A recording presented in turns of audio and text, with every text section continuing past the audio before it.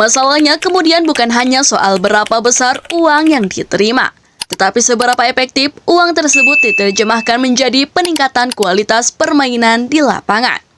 Pertanyaan ini menjadi semakin relevan ketika melihat kondisi Timnas Voli Putri Indonesia.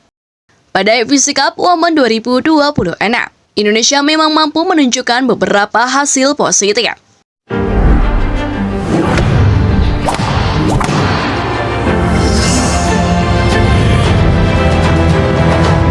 Timnas Voli Indonesia sedang berada dalam situasi yang menarik.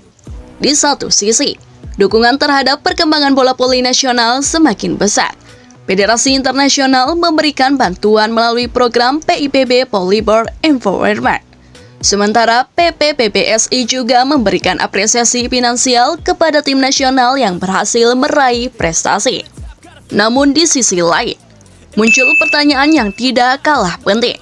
Seberapa besar dampak nyata dari bantuan tersebut terhadap prestasi tim nasional, khususnya tim voli putri Indonesia? Berdasarkan informasi yang beredar, Indonesia memperoleh dukungan PIPB sebesar $52.500 atau sekitar rupiah 936 juta pada 2026 melalui program Volleyball Empowerment. Dana tersebut diarahkan untuk mendukung kebutuhan pengembangan tim nasional, terutama aspek kepelatihan. Program PIPB sendiri memang dirancang untuk membantu Federasi Nasional melalui 3 bidang utama, yaitu kepelatihan, transfer pengetahuan, dan peralatan bola voli. Artinya, bantuan tersebut bukan sekadar uang tunai yang bebas digunakan untuk berbagai kebutuhan. Ada tujuan dan peruntukan yang harus dipenuhi. Dalam skema dukungan pelatih PIPB, bantuan dapat berkaitan dengan kontrak pelatih, perjalanan, serta kebutuhan pendukung program kepelatihan. Sementara pada skema pengembangan lainnya, PIPB juga menyediakan bantuan peralatan dan transfer pengetahuan.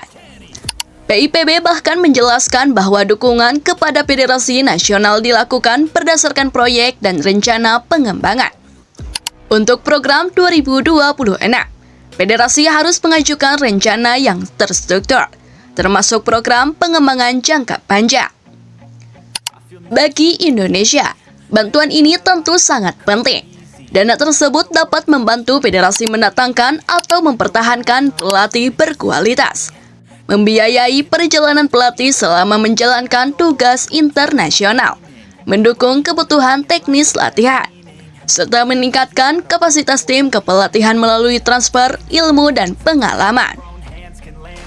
Bahkan, menurut PIPB, hingga Juli 2026, PBPPSI telah mendapatkan total dukungan sekitar $231.000 untuk bantuan pelatih tim nasional, ditambah $75.000 dalam bentuk peralatan bola voli.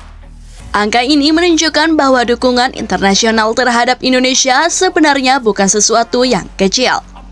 Masalahnya kemudian bukan hanya soal berapa besar uang yang diterima, tetapi seberapa efektif uang tersebut diterjemahkan menjadi peningkatan kualitas permainan di lapangan.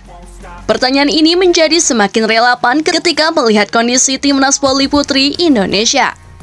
Pada FVC Cup Women 2026, Indonesia memang mampu menunjukkan beberapa hasil positif. Indonesia membuka turnamen dengan kemenangan 3-1 atas Iran. Setelah itu, Indonesia juga berhasil mengalahkan Hong Kong China 3-0. Namun performa tersebut belum cukup untuk menutupi persoalan yang lebih besar. Indonesia harus mengakui keunggulan Kazakhstan dengan kekalahan 0-3. Ketiga set berakhir dengan skor identik 19-25. Indonesia kemudian juga mengalami kekalahan dramatis 2-3 dari Vietnam. Pertandingan tersebut sebenarnya menunjukkan bahwa Indonesia mampu memberikan perlawanan, tetapi kembali gagal menyelesaikan pertandingan ketika berada dalam situasi krusial. Disinilah persoalannya. Kalau bantuan sudah tersedia, pelatih sudah mendapatkan dukungan, program pengembangan berjalan, dan pemain memiliki kesempatan tampil di kompetisi internasional, maka target tidak boleh berhenti pada kalimat tim sudah bermain lebih baik. Target harus diukur dari hasil, Dan disinilah sisi pro sekaligus kontra dari penggunaan dana bantuan tersebut. Dari sisi positif, bantuan PIPB jelas merupakan kabar baik. Kehadiran pelatih dengan dukungan finansial yang lebih baik dapat memberikan kontinuitas program.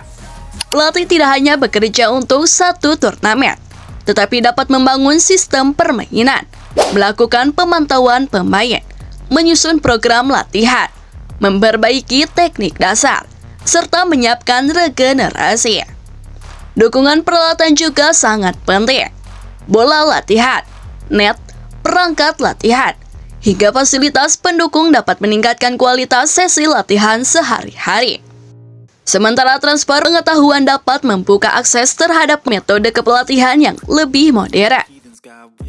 Dengan kata lain, bantuan tersebut seharusnya menjadi investasi jangka panjang. Tetapi ada sisi kontra yang juga harus dibicarakan. Bantuan tidak boleh menjadi alasan untuk menurunkan standar evaluasi. Justru semakin besar dukungan yang diberikan, semakin besar pula tuntutan terhadap federasi dan tim nasional untuk menunjukkan hasil yang terukur. Publik tentu berhak bertanya, apakah program kepelatihan benar-benar berjalan sesuai rencana? Apakah kualitas permainan meningkat? Kualitas pemain meningkat? Apakah sistem permainan timnas putri mengalami perubahan? Apakah regenerasi berjalan? Dan yang paling penting, apakah target yang ditetapkan federasi benar-benar tercapai? Pertanyaan tersebut semakin kuat karena timnas voli putri Indonesia dalam beberapa kesempatan masih belum mampu memenuhi target kompetitif yang dibebankan. Kemenangan atas Iran dan Hong Kong menunjukkan adanya potensi.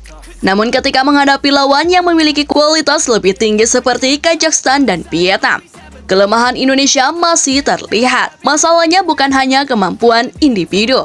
Timnas putri membutuhkan sistem yang konsisten, mulai dari penerimaan servis, kualitas blok, efektivitas serangan, transisi bertahan ke menyerang, komunikasi antar pemain, sampai kemampuan menjaga ketenangan pada poin-poin kritis.